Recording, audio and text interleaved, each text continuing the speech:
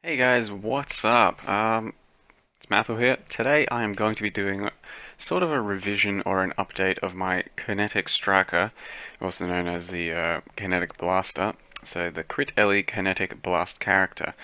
And the reason we're kind of doing a revision is I haven't played Wands in a while, and I decided to give it a go on beta, and on beta it actually feels pretty damn good. The way I've managed to build it, I don't have to rely on mana at all anymore. So it's going to be using the Blood Magic gem, and it still is very effective DPS wise, even using that extra slot on Blood Magic. So at the moment on this character I'm level 85, got about 4k life, and pretty good accuracy. Get a lot of that from the tree. The crit's the only thing kind of lacking in my build really, but that can be helped out with some gear and maybe a few jewels, things like that.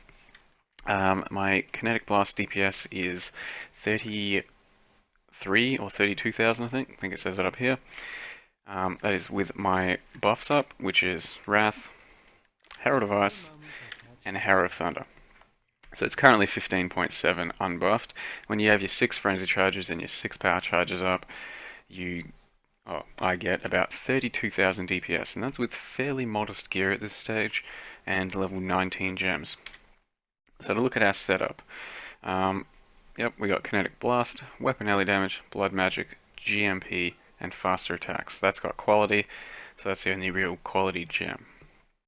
And yeah, so you just GMP, you shoot stuff, bust out your golem, it gives you a bit of crit and accuracy. And then I have Frenzy as well as Blood Rage to keep up my Frenzy charges. And using Herald of Ice, Assassin's Mark, Curse on Hit, Herald of Thunder. Since you don't need reduced mana anymore, I can use both these heralds to attach to Assassin's Mark, which gives you a more consistent supply of power charges. You still kind of have to go out of your way to keep up power charges on bosses, so that's why my Frenzy has power charge on crit attached. It's not entirely my single target. Sometimes I use it for single target, but mostly my single target will be the Kinetic Blast and Frostwall combo. So Frenzy is Frenzy, Weapon Ele damage, Power Charge on crit, and Blood Magic. Aside from that, the only other setup I have is Vile Haste and Wrath with increased duration. So Vile Haste, increased duration, Wrath does nothing for that. Just got cast and crit leveling, no big deal. So I'm using a Rat's Nest, and I found that to be the best kind of helm for the elemental builds now. Because to wear an Alpha's Hat, you have to run Anger, and so that means you're running Wrath and Anger, and you can only fit in one other Herald. So you pick one of these Heralds. And to do that, you also have to take at least Charisma. So if you're going through here, that means an extra 3 points at minimum. So it means you're taking 3 extra points, and you're wearing an Alpha's How to lose some other stuff, but gain some elemental damage. I've tried it out on Wind Ripper build, I've tried it out on another build, Spectral Throw I think it was, and basically you have the exact same amount of damage from Wrath, Anger, and one Herald as you would from 2 Heralds and Wrath, plus a Rat's Nest, plus those 3 extra points. So if I got to choose between 2 Heralds, which actually do things and give me consistent power charges, versus a Herald and an Aura, I'm taking the 2 Heralds every time. So that's what the setup looks like for my Crit Ele characters these days. You invest nothing in auras, you put on a Rat's Nest, and you use 1 Aura plus 2 Heralds. And it seems to work out pretty well, largely because Frenzy charges are insane right now, giving you 4% more damage per charge. Where are we? Somewhere around here. Damage modifier per Frenzy charge, 4% more. So when I get 6 of them, that's quite a lot of a boost. And then if you go really insane, you can get an extra +1 on some corrupt boots. So 4% more damage plus attack speed. So in the end, I actually have more DPS in this character than my previous Wander, and I'm not rocking any superstar gear. To show off the actual gear itself, the wand, kind of an important factor. You want really high crit, you want lots of elemental rolls. The thing with the current beta weapons and all that, they roll really high elemental damages. So the tiers have been upped. 10 to 160 is the T1 lightning roll. If you can get triple tier 1 elemental rolls on your wand, you're going to just about double your damage compared to if you didn't have any at all. Because this 10 to 160 is akin to pretty much double your Herald of Thunder, or almost. I don't know, probably going to end up being about 60% of your Wrath. It's a really strong roll, and it's just one elemental roll. Now I got a mid-tier crit roll. You want as high as you can, but this is the best I can do.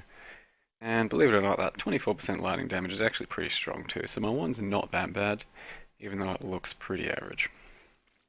A rat's nest, not really needed to explain any more on that one. Just an evasion and a life and resist shield, whatever you can get your hands on. Life rolls currently go up to like 109 on shields now, and on jewelry you can get up to like 89 as well. So there's a bit more life to squeeze out into builds now if you can get it. So it's just some good fast run speed.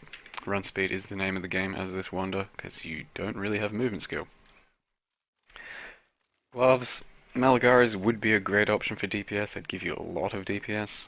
Malagaras are currently expensive on beta, but life accuracy and hopefully some attack speed would be the best bet for your second best glove option. These are okay, and it's the best I've got. Belt, you want really high wed, as always with elemental builds. The more wed you get, the more damage you're going to be doing. Pretty high life roll too, and if you can, get a leather belt. A Belly of the Beast, probably my chest of choice for this build. You could go a few other chests, maybe some high evasion ones, maybe some other uniques. But this is what I found, and it's pretty good for filling out your life. I still only have 4k life right now, at level 85. But some of the reason that is because I have crap jewelry. This fills out a lot of my resist, and a couple of little damages. Got absolutely no life, so that's kind of a shame. You're going to need a bit of extra int with this build, so this gives me int. I need some strength as well, so that gives me strength. 26 life, absolutely pathetic. And a couple of resists, which I could probably almost drop pretty soon. So my jewelry slots, they're supposed to be big damage slots for these types of builds, and they're not right now. So that's kind of why my damage, what I'm saying is my damage can go a lot higher. And just another crappy ring. I don't have any life leech with this build at all. So I have been sustaining primarily off of one actual regen flask and one instant flask. And it's not too bad at all.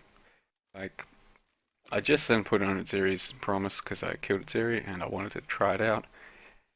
But the new philosophy on life leech to me is that it's not your one-stop shop for right-clicking your mouse button. So, in my understanding, I don't think they want you to just get a bit of leech and counteract, reflect every single bit of damage coming in, all your sustain, just forget about everything.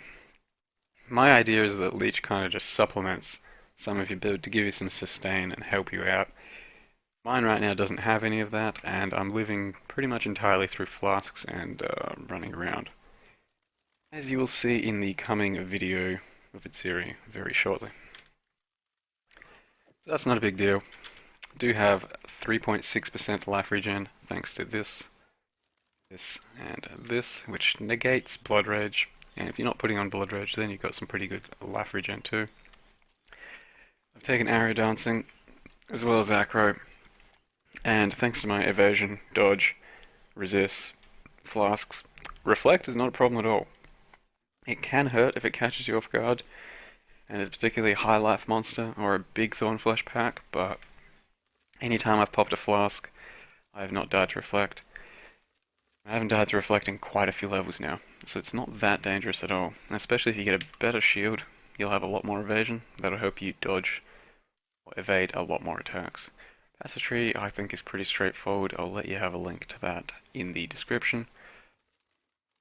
As far as bandits go, I went with passive, attack speed, and power charge. You can get a frenzy charge too, but a power charge kind of helps me out a bit more since I don't have that many other power charges. Didn't go up here. And my crit is a little bit low, so I went with power charges. But if you can supplement your crit otherwise, I'd be going probably a frenzy charge. But another good reason to get a power charge for a wonder over a frenzy charge is this passive here.